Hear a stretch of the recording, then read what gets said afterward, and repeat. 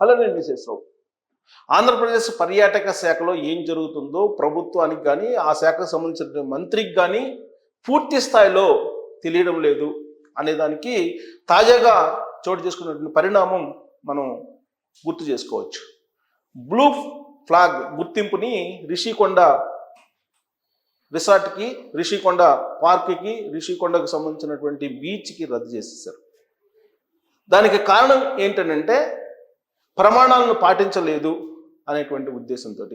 దానికి ఎవరొకరిని బాధ్యులు చేయాలి కదా, బాధ్యుల్ని చేసింది పర్యాటక శాఖ.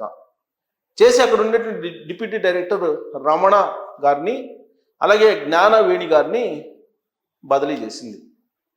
మరి వాళ్ళ ప్లేస్లో ఎవరిని వేశారు అని అంటే దాస్ అనేటువంటి అతన్ని నియమించారు డిప్యూటీ డైరెక్టర్ పోస్ట్లో. తీరా ఎవరు ఆ దాస్ గారు అని అంటే ఆయన ఒక అవుట్సోర్సింగ్ ఎంప్లాయీని డిప్యూటీ డైరెక్టర్గా పోస్ట్ చేశారు. ఆ విషయం ఆలస్యంగా వెలుగు చూసింది.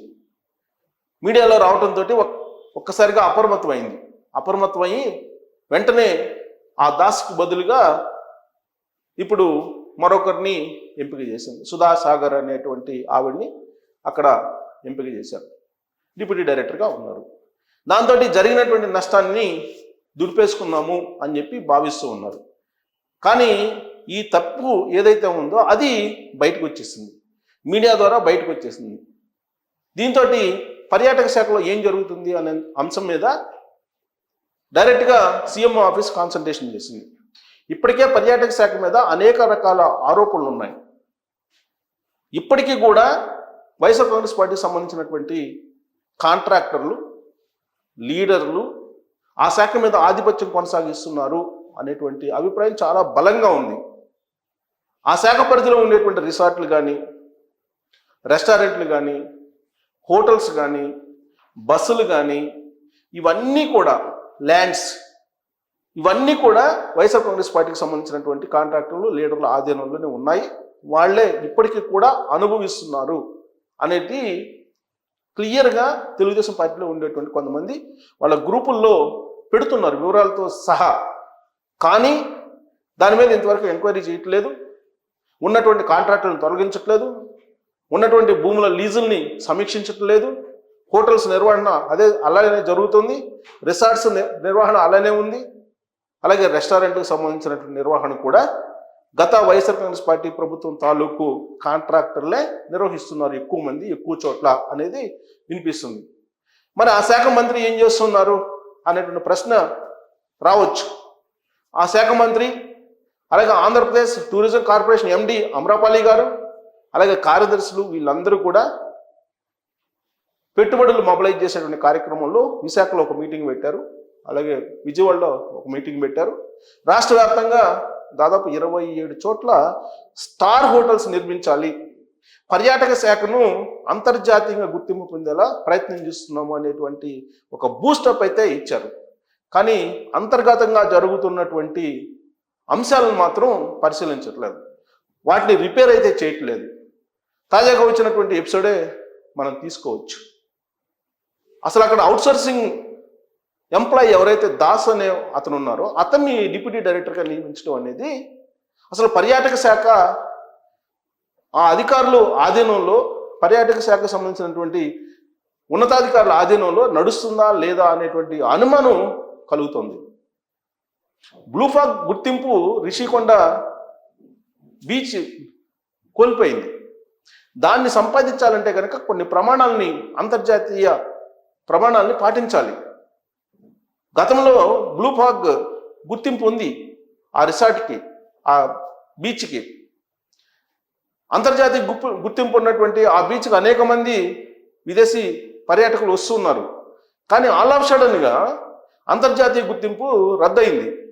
దీని మీద ఆంధ్రప్రదేశ్ ముఖ్యమంత్రి చంద్రబాబు గారు కూడా సీరియస్ అయ్యారు.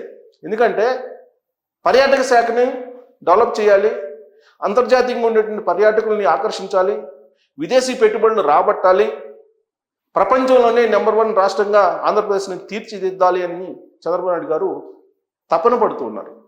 ఒక విజన్ తయారు చేశారు, 2029, 2047 ఆ దిశగా అడుగులు వేయాలి, అన్ని డిపార్ట్మెంట్లు ఆయా డిపార్ట్మెంట్ల పరిధిలో దానికి అనుగుణంగా విజన్ తయారు చేసుకుని అమలు చేయండి అని చెప్పి ఆయన చెప్తే ఉన్నటువంటి దాన్ని మరింత నష్టపరిచేలా కొంతమంది చేస్తూ ఉన్నారు. సో దీంతో అసలు పర్యాటక శాఖలో ఏం జరుగుతుంది అనేటువంటిది సీరియస్గా చర్చ జరుగుతుంది. 550 కోట్లు ఖర్చు పెట్టి రిషికొండ ప్యాలెస్ని నిర్మిస్తే ఇప్పటి వరకు కూడా దాన్ని ఏం చెయ్యాలి అనే దాని మీద స్పష్టతని తీసుకురాలేకపోతుంది పర్యాటక శాఖ. సీనియర్ ఐఏఎస్లు ఉన్నారు ఆ శాఖలో, అనుభవజ్ఞులైనటువంటి అధికారులు ఉన్నారు. మరి ఎందుకు రిషికొండ భవనాన్ని ఉపయోగించుకోలేకపోతుంది? దాని నిర్వహణకే కోట్ల రూపాయలు ఖర్చు అవుతుంది. మరి 550 కోట్ల రూపాయలు ఖర్చు పెట్టి నిర్మించినటువంటి ఆ భవనాన్ని ఈ ప్రభుత్వం ఎందుకు ఉపయోగించుకోలేకపోతుంది అనేది వైఎస్ఆర్ కాంగ్రెస్ పార్టీకి సంబంధించినటువంటి లీడర్లు ప్రశ్నిస్తున్నారు మండలిలో. భవనాన్ని కట్టించలేకపోయారు, అసలు మేమే కట్టించాము, దాన్ని ఉపయోగించుకోలేనటువంటి పరిస్థితుల్లో ఇప్పుడున్నటువంటి ప్రభుత్వం ఉందని చెప్పి బొత్స సత్యనారాయణ గారు మండలిలో ప్రశ్నించినటువంటి అంశం. మరి దాన్ని ఉపయోగించుకోవడానికి ఒక క్లారిటీ ఇవ్వలేనటువంటి పరిస్థితుల్లో పర్యాటక శాఖ సుమారుగా 27 స్టార్ హోటల్స్ని ఎందుకు నిర్మిస్తుంది, దేనికోసం నిర్మిస్తుంది అనేటువంటి ఒక ప్రశ్న ఇప్పుడు ప్రత్యర్థుల నుంచి వస్తుంది. పర్యాటక శాఖను సమూలంగా ప్రక్షాళన చేస్తే తప్ప ఆ శాఖ మారదు అనేటువంటి విషయం ఇప్పుడు చర్చ జరుగుతోంది. రిషికొండలో జరిగినటువంటి అవినీతి మొత్తం కూడా పర్యాటక శాఖ నుంచే జరిగింది అనేది ఒక వాదన ఉంది. అలాగే గతంలో ఆడుదాం ఆంధ్ర అనేటువంటి కార్యక్రమం నిర్వహించి పెద్ద ఎత్తున అవినీతికి పాల్పడ్డారనే ఆరోపణలు కూడా ఉన్నాయి. ఆ రోజున ఈ శాఖకు సంబంధించిన మంత్రిగా రోజా గారు ఉన్నారు. ఆవిడ సాంస్కృతిక కార్యక్రమాలు నిర్వహించారు, ఆవిడ కూడా డ్యాన్స్ వేశారు, ఆడుదాం ఆంధ్ర కార్యక్రమంలో పాల్గొన్నారు, కబడ్డీ ఆడారు. సో ఆవిడ పర్యాటక శాఖ మంత్రిగా ఉంటూ ఆ పర్యాటక శాఖ నిధుల్ని ఆడుదాం ఆంధ్రకి కూడా ఖర్చు పెట్టారు.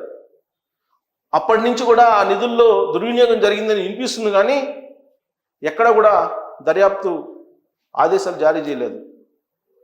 నిన్న గోరంట్ల బుచ్చ చౌదరి గారు సీనియర్ అసెంబ్లీలో సీనియర్ ఎమ్మెల్యే, ఆయన కూడా ఆ రోజు ఆడుదాం ఆంధ్ర కార్యక్రమంలో క్రికెట్ కిట్లో బ్యాటర్స్ ఆడేటువంటి క్రమంలో, బ్యాటింగ్ చేసేటువంటి క్రమంలో వాడేటువంటి గార్డ్ ఏదైతే ఉంటుందో ఆ గార్డు పైన కూడా జగన్మోహన్ రెడ్డి గారు బొమ్మ వేశారని చెప్పి ఆయన అసెంబ్లీ సాక్షిగా చెప్పారు. మరి ఈ స్థాయిలో అక్రమాలు దుర్వినియోగం జరిగితే మరి దాని మీద ఇంతవరకు ఎందుకు ఎంక్వైరీ వేయలేదు? ఎంక్వైరీ వేయకపోగా ఇప్పుడు జరుగుతున్నటువంటి ఈ పరిణామం, డెన్మార్క్ ఇచ్చినటువంటి బ్లూ ఫాగ్ గుర్తింపు ఒక్క ఆంధ్రప్రదేశ్లో ఉండేటువంటి రిషికొండ బీచ్కే ఇచ్చింది. అంత ప్రతిష్టాత్మకమైనటువంటి గుర్తింపు రద్దయితే దానికి బాధ్యులుగా చేస్తూ కొంతమందిని తాత్కాలికంగా నిర్ణయం తీసుకుంటే దానికి బదులుగా వాళ్ళు నియమించినటువంటి సిబ్బంది ఎవరైతే ఉన్నారో వాళ్ళు అవుట్సోర్సింగ్ సిబ్బంది కావడం అనేది విచిత్రమైన పరిణామం. అవుట్సోర్సింగ్ ఎంప్లాయీ అని కూడా తెలియకుండా పర్యాటక శాఖ ఉన్నతాధికారులు డిప్యూటీ డైరెక్టర్ పోస్టులో నియమించారు. ఇది విచిత్రమైన పరిణామం కదా. మరి దీని మీద మీ కామెంట్ ఏంటి? అసలు పర్యాటక శాఖ రాబోయేటువంటి రోజుల్లో అభివృద్ధి చెందుతుందా, లేక వైఎస్ఆర్ కాంగ్రెస్ పార్టీ పూర్వపు వాసనలు ఖచ్చితంగా దాంట్లో కొనసాగాల్సిందేనా? దీని మీద మీ కామెంట్ చేయొచ్చు. Thank you.